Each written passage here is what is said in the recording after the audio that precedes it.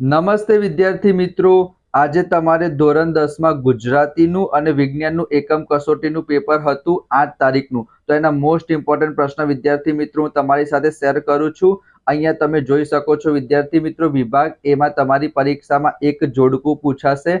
આનામાંથી જ પૂછાશે સાહિત્ય કૃતિ અને શેમાંથી લેવામાં આવ્યું છે વિદ્યાર્થી મિત્રો. બીજું તમને પૂછાઈ શકે છે સાહિત્ય પ્રકાર.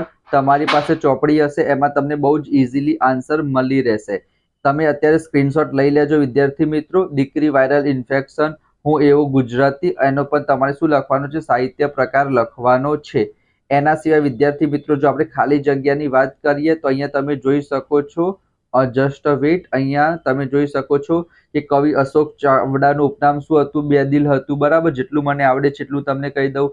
દીકરી સ્વર્ગમાં દેવીઓની ઝલકમાં દેખાય છે.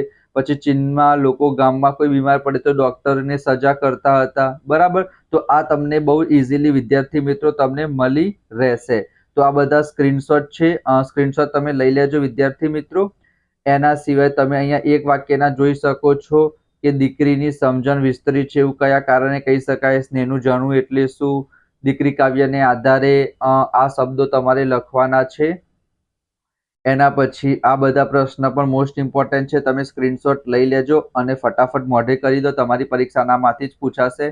એના પછી વિભાગ બી ની આપણે વાત કરીએ તો એના 10 પ્રશ્નો અહીંયા તમે જોઈ શકો છો.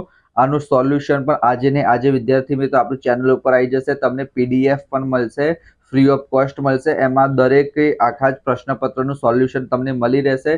તો ફટાફટ વિદ્યાર્થી મિત્રો હમણાં ચેનલ તમે સબસ્ક્રાઇબ કરી દો. બધા જ એકમ કસોટીના મોસ્ટ ઇમ્પોર્ટન્ટ પ્રશ્નો સોલ્યુશન વાળી PDF તમને મળશે ફ્રીમાં. તો હમણાં સબસ્ક્રાઇબ જરૂર કરી દો વિદ્યાર્થી મિત્રો. બરાબર, ચલો એના પછી અહીંયા તમે 8-10 લીટીમાં આન્સર જોઈ શકો છો.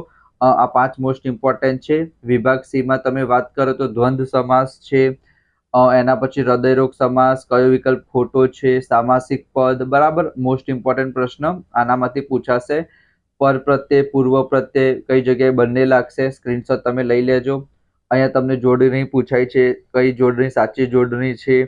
એના પછી નિયમની રીતે અલગ પડતી જોડણી, કઈ જોડણી ખોટી છે. બરાબર, જોડણી વાળું તમને પૂછાશે એક. એના પછી વિભાગ ડી માં તમે નિબંધ જોઈ શકો છો.